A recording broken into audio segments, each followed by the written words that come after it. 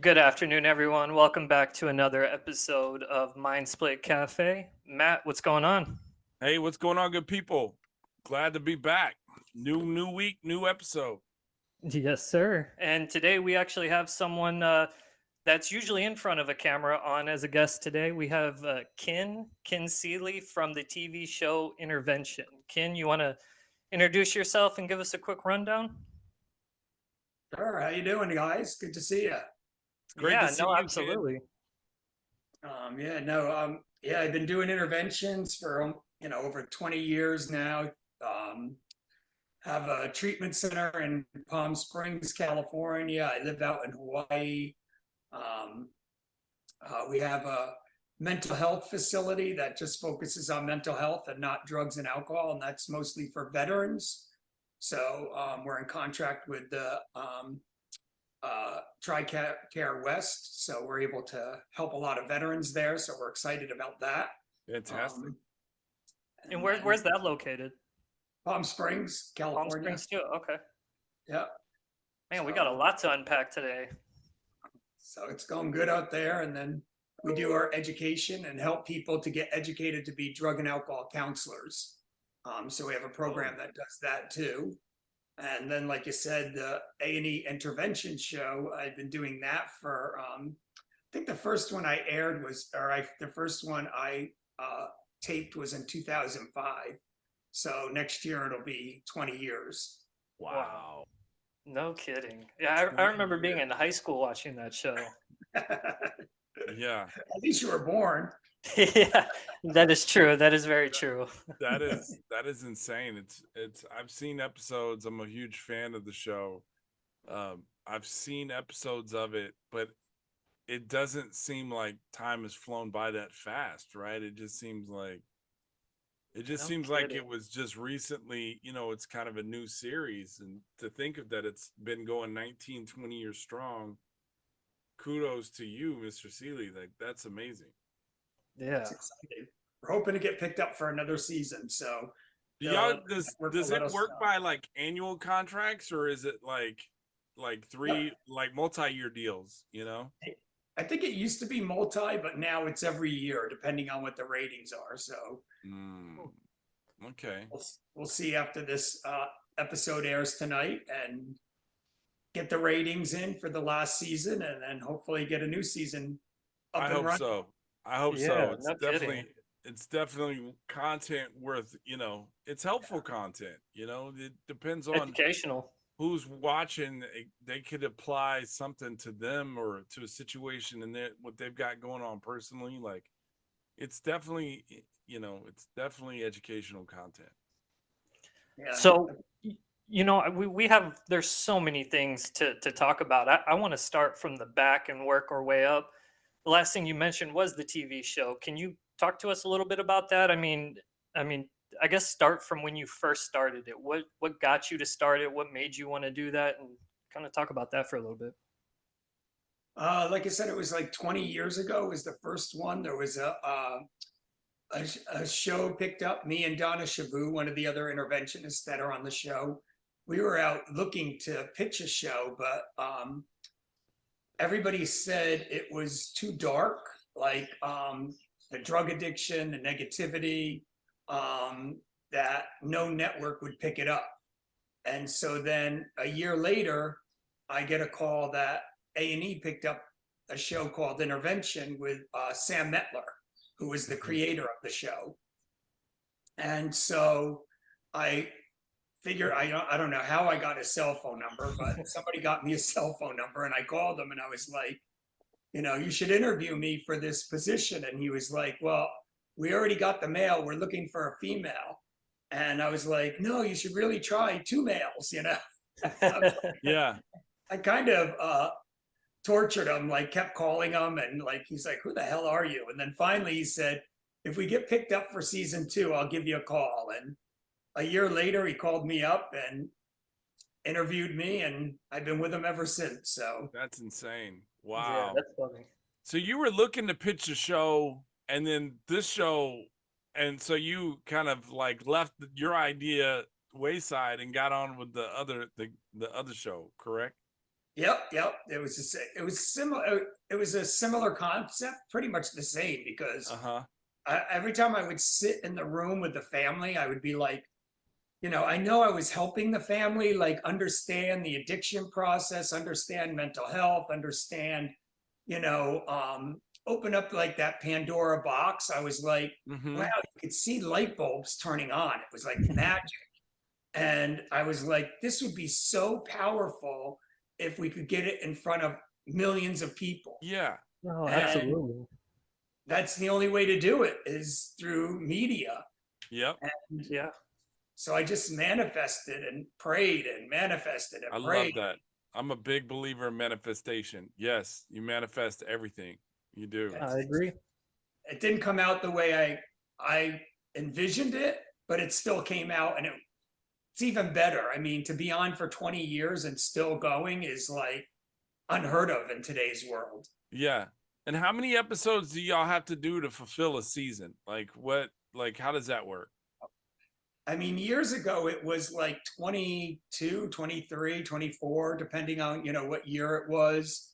If you Yeah. go back and you look on their website, they'll tell you, they'll put season one, season two, Mm-hmm. and and every one of them is different. But Of now course.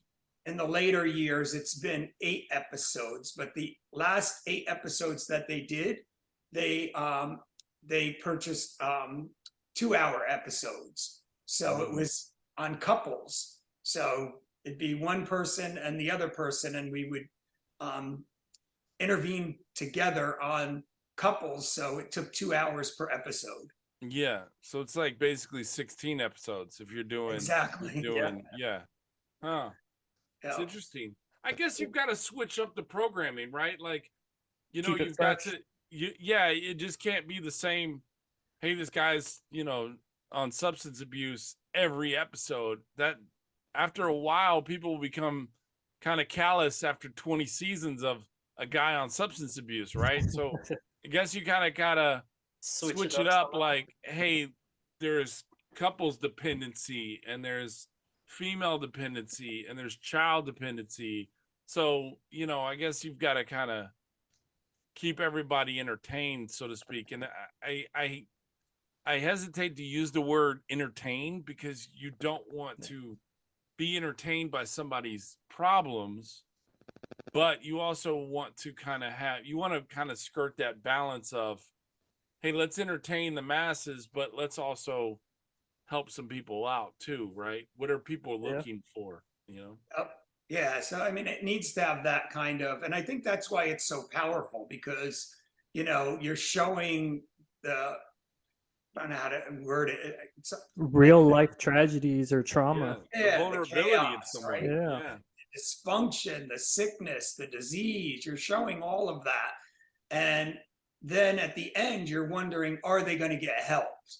So I Yeah. think it's like the misery, but then hopefully a solution. And I think that really gets people's attention to say.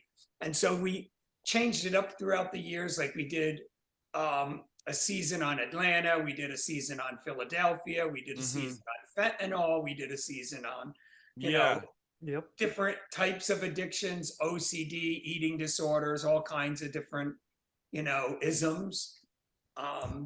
So yeah, that's how they've been moving around. And I think this season, I mean, unfortunately, I was only able to do one of the 8 episodes because I was traveling when they were doing all the filming last year.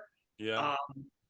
But I think it's pretty much one of the best seasons. I mean, it's pretty intense seeing It is. codependency with the loved ones and the addiction there. It's like really powerful. Something I'm curious about, and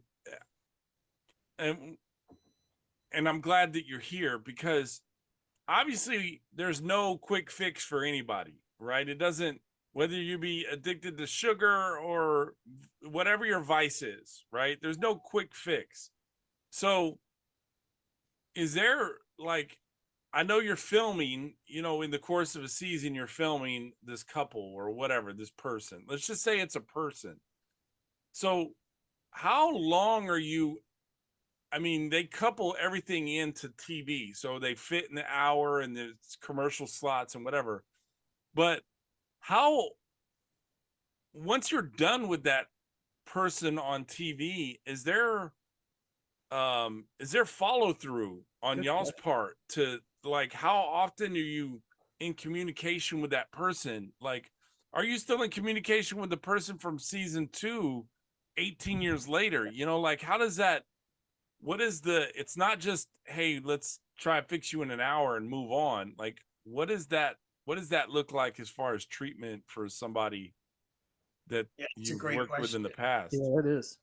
Because it's just like, like earlier we were talking about, I'm an alcohol and drug counselor also, and an Mhm. interventionist. But when you have clients like coming through a treatment center, you don't keep in contact with them the rest of their lives. Of course not. Yeah. If you've ever been to therapy, like I've had so many different therapists in my past, and there's a couple that I still communicate with, but it's kind of like you move on. So Yeah. Yeah. it's like the same thing as therapy, counseling, treatment. You work with them until like we finish 90 days of treatment is what they get. So if they try to Okay. leave treatment, I'll work with them and the families.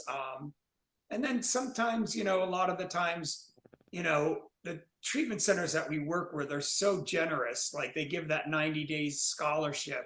Yeah. And like the one that I recently did this season, she's back in treatment with them a year later. So they scholarshiped her for more treatment because, she went out Oh, and did it wow. her way and got back with the boyfriend. And the treatment center was so generous, and they, knew she was struggling because going back with the boyfriend wasn't going to work. And so Yep. they offered to take her back to treatment. So it's just a Mm. really, That's awesome. not That's so amazing. they scholarshiped her twice. Yep.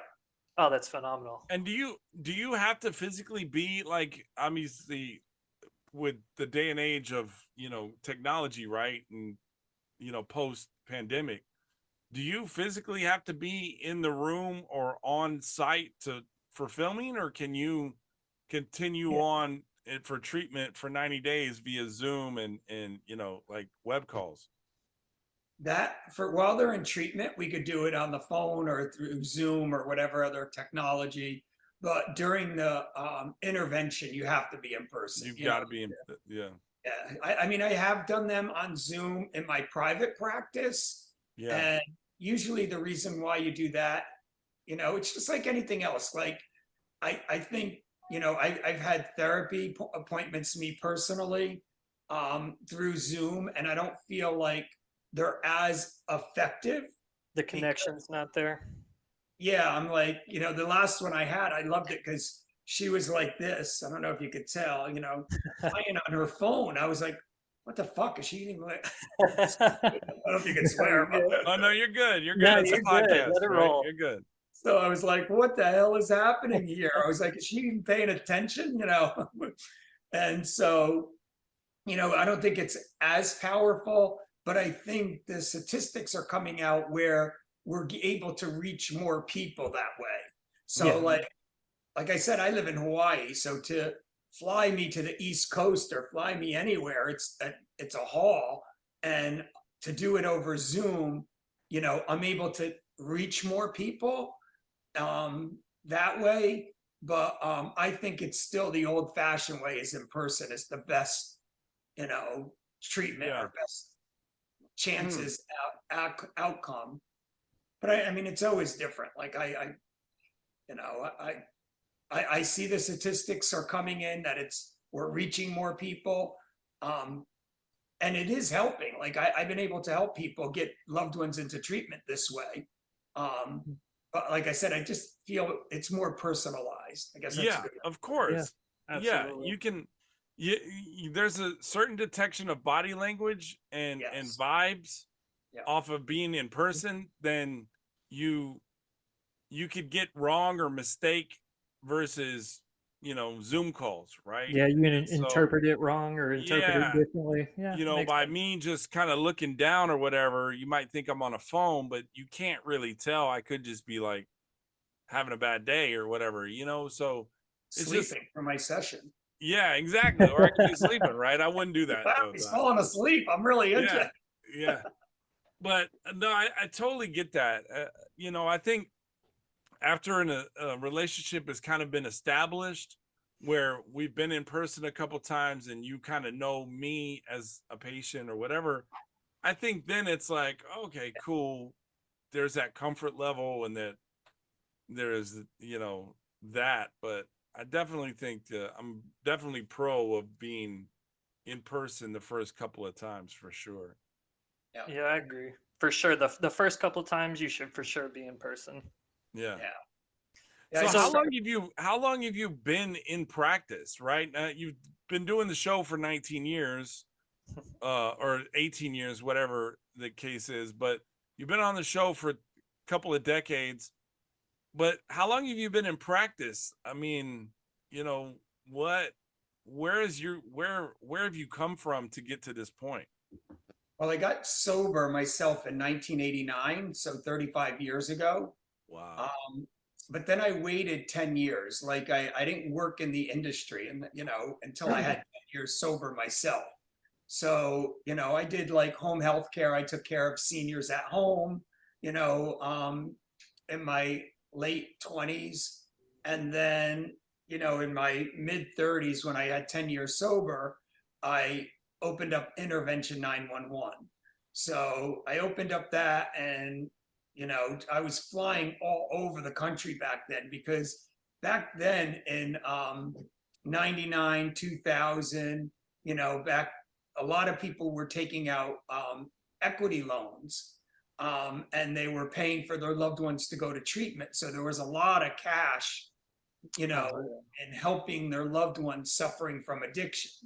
Um, and treatment centers were booming, and people were calling and asking about interventions. And back then, like, it started in 2004, 2005. So for that first 4 to 5 years that I was doing interventions, I would have to explain to people what an intervention was. Like, oh, you want to get your spouse into treatment?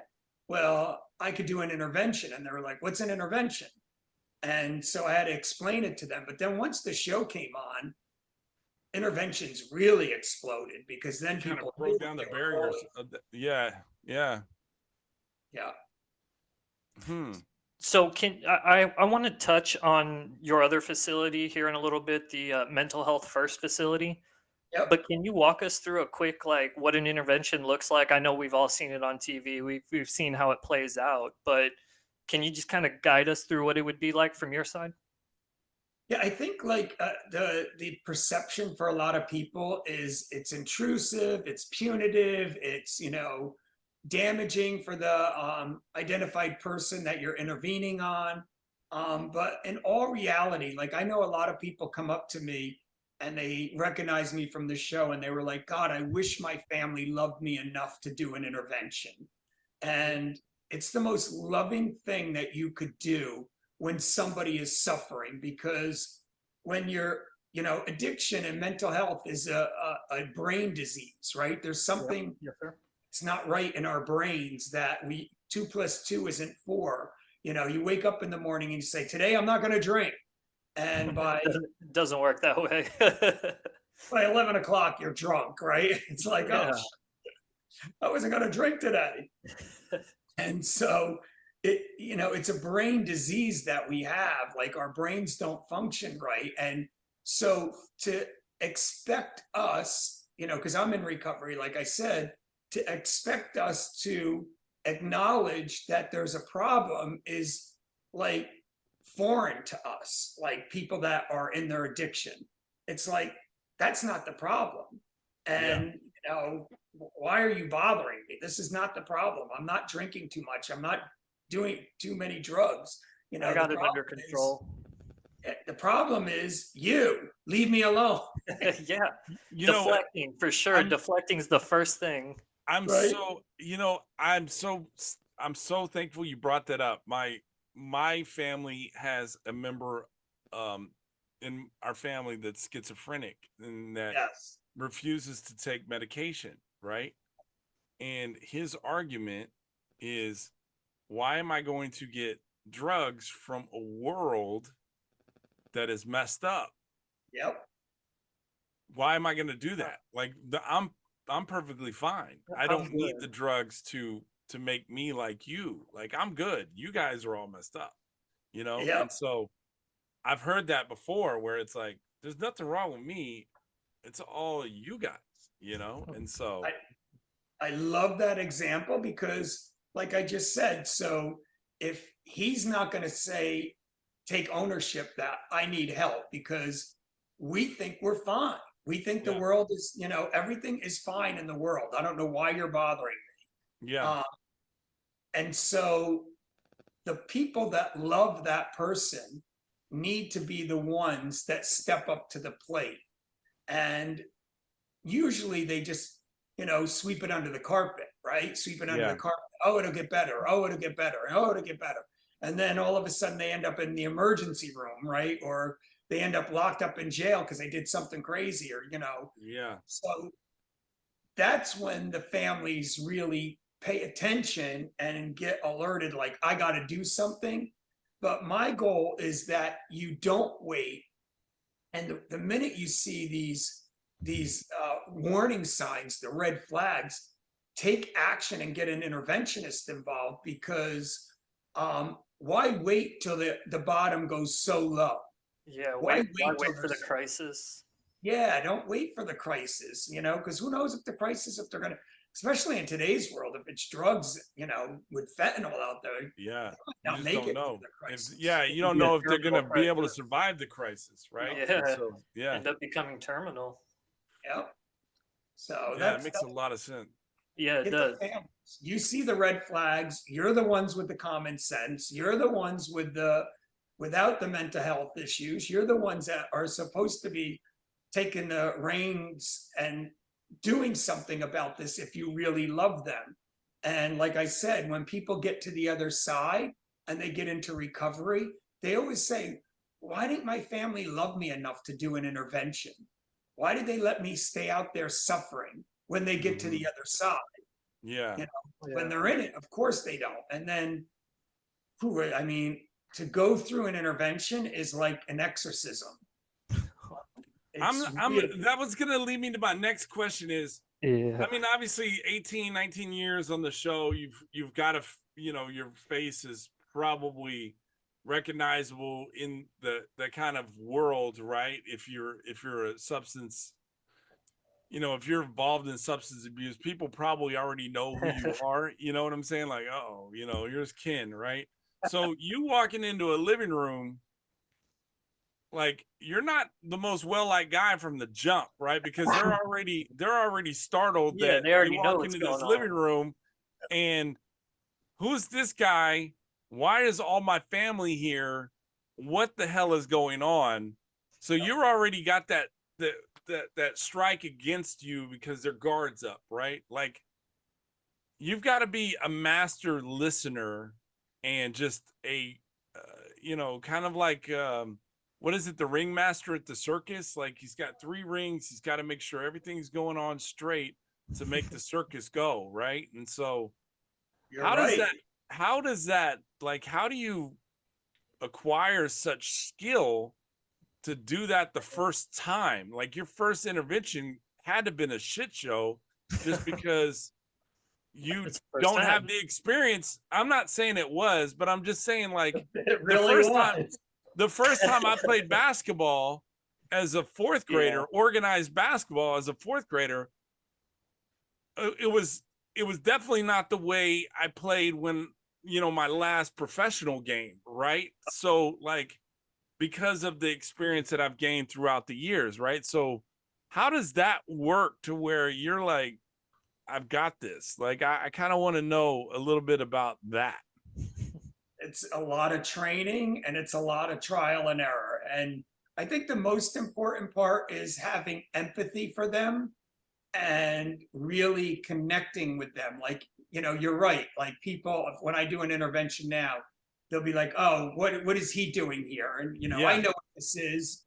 yeah, And great, you know what this is. Let's all just sit down and can yeah, you at least hear your family out? They all put a lot of energy into showing you how much they love you. Can they at least yeah, express that while we're here? And yeah, really try and connect with them loving, respectful way. Yeah. And getting them to, like you said, the guard goes way up here. Yeah. And now my job is to bring it down. But you're right. Like, then I got to watch the family dynamics to make sure nobody's sabotaging what we're doing. Like, Yeah. what the heck is going on over there? This one's over there eating pretzels and walking around And not you paying can't- attention. Yeah, not paying exactly. attention. And now Making your job harder. and the person over here is thinking, well, what are they doing over there? Are they getting, the cops to come arrest me? So you really have to make sure you have control over the whole room and really know how to manage it. And I think that, I do intervention trainings. I train people to do interventions. So there's a lot that I could give you, like information, but I think it's from my past traumas Yeah. Yeah, that makes sense. I'm in tuned with the room and how to read people. And it's based on experience. That can't be taught in a book, right? Like, I minored in marketing in college. Yep. And now I run a marketing company. Nothing that I was taught in college has been applied to real world experiences as far as dealing with clients or, issues, right? Whatever comes up, good, bad, indifferent. Like, nothing has been taught that I learned in college that I could really use in real world experience now. Everything that I know, the knowledge that I have and that I remember is based on real world experiences, and so And I think that's your gift. You know what I mean? Like, we're all born on this earth and we're given gifts. And, I think once you understand what your gift is and then start, polishing it and making it, fine tuning it, I think that's really the answer. Like, when I had, like, tonight, there's going to be the last season of the last episode. And Zach, I don't know if you've seen him yet. He's on the show. He'll be on tonight. And he's all tattooed up. He's a younger guy, tattoos everywhere. He just did on his Instagram. He got another one on his face. I was like, oh my God, Zach, what are you doing? yeah. He's such a good looking guy. And I was like, he has tattoos everywhere. He's such and really sweet. But I knew in the training he had it. Like you said, we'll give you the nuts and bolts, but you have that gift. And I think you get it from, like, my childhood traumas from being bullied as a little kid. I had to walk into a room and read the room. Like, I had to know where I'm safe, where I'm not safe, how to navigate around that. And so all of that is just, from 4 years old to 14 years old of, how my brain is wired. Yeah. Yeah.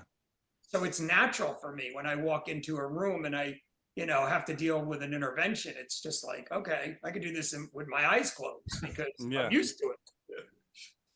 Yeah, I find this so fascinating. I can't believe that we're talking to the Ryan Seacrest of interventions right now. Like, this is I told you, amazing. man, I was excited when I called Matt. I called Matt right away to tell him. I think, again, I'm not trying to say that you use the entertainment, the entertainment is not on the backs of these people's problems, but I really feel like we could all learn from everybody else's problems, right? Just like if I was to say, hey, Ken, I want to get in the game of intervention, right? I can read rooms and I'm a personable guy and I can manage. So I come to you and the first thing I'm going to ask you is, what do I avoid so I don't make the same mistakes that you did to save me time, right? And so I think that show is in the same way, like, hey, we're not trying to profit from these people's issues.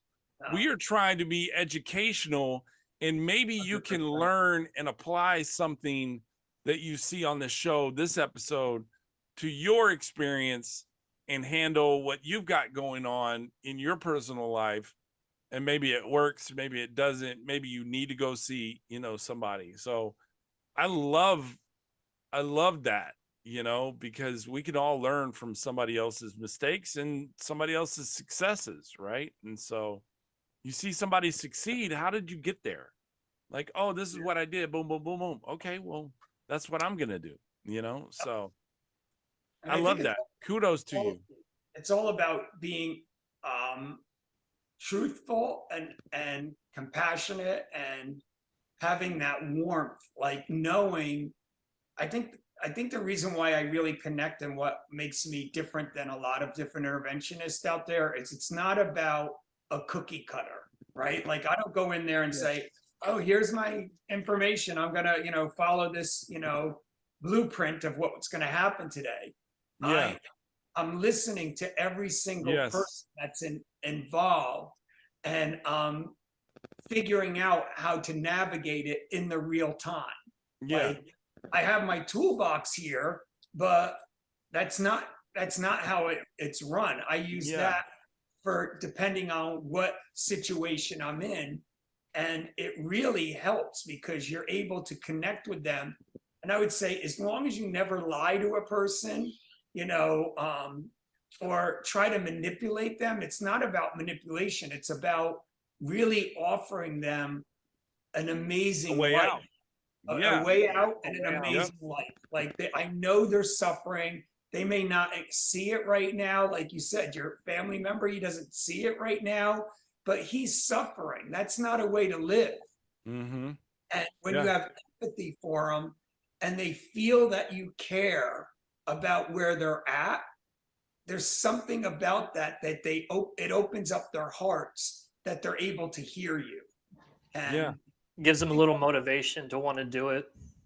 yep. Yeah, Well, that's And they true. can relate. Like I don't tell everybody I'm in recovery when I do an intervention, but if the timing's right or the situation presents itself, sometimes they'll say, "Well, what do you know? You know nothing about where I'm at right now." and then you share your story. Yeah. I'd be like, "I did crystal meth every day for 4 years. What do you mean I don't know?" I know exactly where you've been.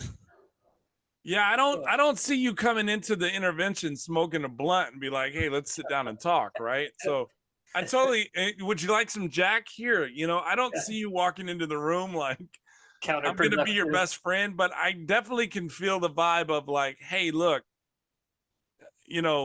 let me hear what you got going on because 9 times out of 10 there's a way I can relate and there's a way out and there's a light at the end of the tunnel for you."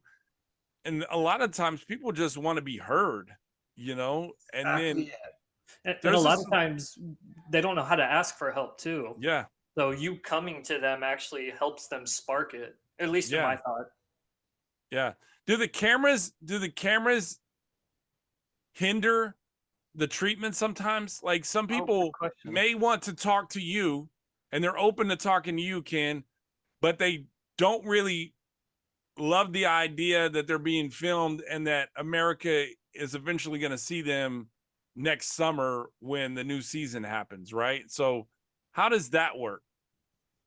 No, it's interesting because when I first started, like you said, I would watch my episodes and other episodes and always learn from them to see what I could do better, right? Mm-hmm. So, like, I think it was my first one. It was on a basketball player, and I mean, he was like 7 feet tall. This gigantic guy. I was like, so when I shook his hand, I kind of like giggled, like, hi, like I was like, oh my, I just lost it. Like I lost the control of the situation because I was intimidated.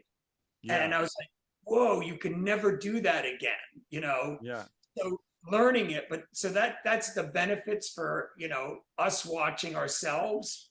But when you're in the moment and you're filming, like there's only like 3 to 5 cameras in the room and they're like on the outskirts of the room and you're in the middle of it with the family and the individual. Yeah. So you don't even know that they're really there.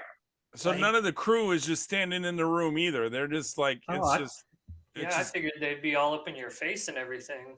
well, they're there holding the cameras, but they're just documenting the reality. That's what I love about the show. It's like nothing is produced. They're not like, oh, Ken, get this one riled up, like, Yeah. I don't Let's know get if Martha crying. Look at Martha crying. yeah, Cut to Martha. Cut to Martha. So It's like, organic. yeah. you don't have to do that in this world of where I work because it's all natural. Yeah. But like I don't know what was the name of that show. It was about the bachelors, and they did behind the scenes where the producers are, go stir them up, go tell, Yeah, they find the villain and Yeah. they inject the villain, and then they give a little piece of information, or they show a snippet of Yes. them being talked about behind their back, and so it's like, oh, now like, I never thought that intervention Manufactured. was that, but Never. I just They, always, some people are private people, and even with their struggling, like some people, I just would assume, if I'm having a hard time dealing with this and not even telling my family, do I want to come out and say it to the world at the same time that I'm admitting that I have a problem, right? Like it's if you're going to do stand up and you're working on being a comedian, it's probably easier to do like the little local clubs with like 5 or 10 people in it before you go and get a Netflix special and sell out, MetLife Stadium that's 70,000 people, right? And so you just kind of want to I just thought that maybe you've run into that where people are like, yeah, I'll do it, doc, but I don't want to do with the cameras, and I don't, that sort of thing. Yeah, I think, and it's interesting because a lot of the families don't have the resources. 90 days of treatment is really expensive. They go to some of the best ones in the country. Then an intervention is expensive, the travel for everybody to get there. So, I would say 80% of the time it's finances. They were like, hey, this is the best option on the table for us. Like, we don't have the money to put them in that treatment center or with the insurance. But then there is the 20% of the people that have the resources, they have and they've tried everything else. Like, we put them through 10 treatment centers. We've done this, we've done that. Yeah. And they're just like lost. And the families are like, we'll do anything at this point. Please help us because we don't want to watch them die. And we want to give them some solutions. But we've been doing it for years and it hasn't gotten the results that we want. Yeah. So they're grasping at straws. So every single person is different. Like you said, a lot of people are like, I don't want any of this on TV. I don't want any of this documented. But I only wish, like I said, in July 14th, I got 35 years sober. And I wish that I had my treatment episode documented, like to see where my mind was at that time. Yeah, when you were in the middle of the funk. Yeah, exactly. When you were in the darkness, what it really looked like from outside eyes. Yeah. Makes a lot of sense. Yeah, that'd be interesting. This is we're running short on time, but this is my last question. Okay.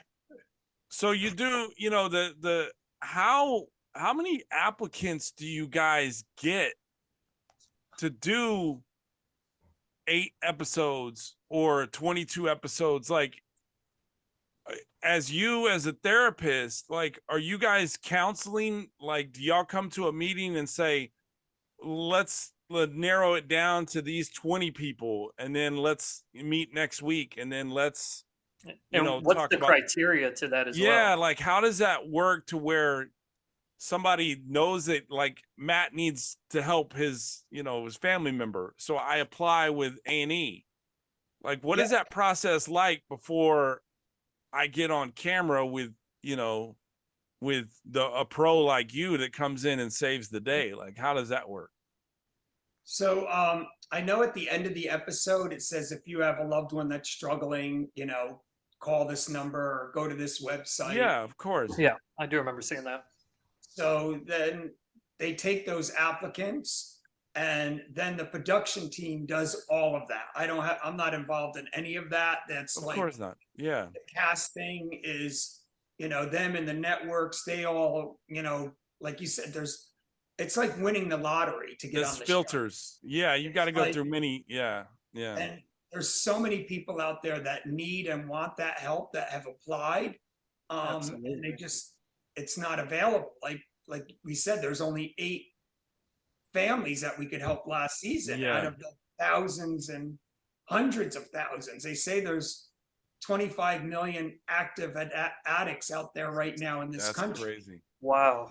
I'm just curious, for the ones that aren't selected, did they get an email that just says, "Hey, sorry you weren't chosen," and then just like, or is it like, "Hey, sorry we didn't choose you, but here's a couple of, ideas or clinics or some options for you to maybe go out and get, like, we're not leaving you hung out to dry because you didn't make an episode, but we really genuinely care, and this is probably something that you need to look into." Yep, yeah, they refer them to Fantastic. I love government it. agencies, and then the government agencies will refer them out because that's the other thing. You don't want it to be a marketing, tool for me and the other interventionist, right? Yeah. Then it's not really reality. It's more of a marketing tool. So Yeah. Agreed. that goes into the gray. So they've been the production company, the network have been more, above board with keeping that boundary clean. I love that. I love that. I just, I'm a big advocate for people getting help, and I know that you guys can't help everybody. The network can't help everybody, cost and time and, sort of thing. But I'm just, okay, yeah, you didn't get chosen, but we're not just going to leave you hung out to dry. Here's some ways that you could probably explore these avenues to try and get you some help, even though, you just aren't going to be on the show, right? We're just not going to just say, nah, go ahead, deal with your problem by yourself. You didn't make the show, right? I love that you are definitely helping. Because it's hard enough, like we call it the £1,000,000 phone, right? Like when they see that and they pick up or send the email, I mean, that takes a lot of courage. Like, Oh yeah. they're in a lot That's of the hardest first step for sure. we're in a lot of pain to be able to make that first call or that first email to reach out. They've had some severe suffering to get to that place, and that's why, I don't only have empathy for the one that's suffering, but I have a lot of empathy for the family members because like your relative, that the mental illness, he doesn't know how bad it is, but Yeah. the family members feel the pain. They're really in it with their emotions, and they get to feel it raw. It just rips through them. And so I have a lot of empathy for 100%. families. Well, I appreciate that, and it doesn't fall on deaf ears. And I think that the 40 minutes that we've spent together right now, it has helped me get a better understanding of not only what you do and the services you provide, but just an insight into, a great show. I'm sure you have won plenty of Absolutely. awards and recognition, and it sounds like it's fully deserving because you are helping people. And thank you so much for taking the time to help us better understand exactly what you do, what A&E does. I think it's fabulous. Thank you, and keep your fingers crossed for a new episode, new season coming out next year. We will. Oh And, yeah. I probably, if you do get picked up, then I'm going to call you. I'm going to need you to pull a favor. I'm going to need an intervention for Dr. Pepper. So I don't know if y'all have ever done that before, but I think A&E might like that, like addicted to soda, and so, I mean, it'd be an interesting one. you can call the EP and say, hey, I got a guy, he's 7 foot, like he's addicted to Dr. Pepper. We got to help this guy. So I need to cut the line, Doc. Okay. That's great. Yeah. But Well, thank you so much. Yeah, I appreciate it. There was a few other things that we didn't get to, so we might have to bring you on for a part 2. So keep your calendar open. Right. But I do appreciate you coming on with us. I know you have been moving around and traveling quite a bit, so thank you. Absolutely. Anytime, guys. All right. When I'm in Hawaii, I'm going to say hello. Okay. Absolutely. It's heaven All right. here. All right. Take Thanks, care. We'll talk everyone. to you soon, Ken. Till next See you week, next week. guys. Thank you.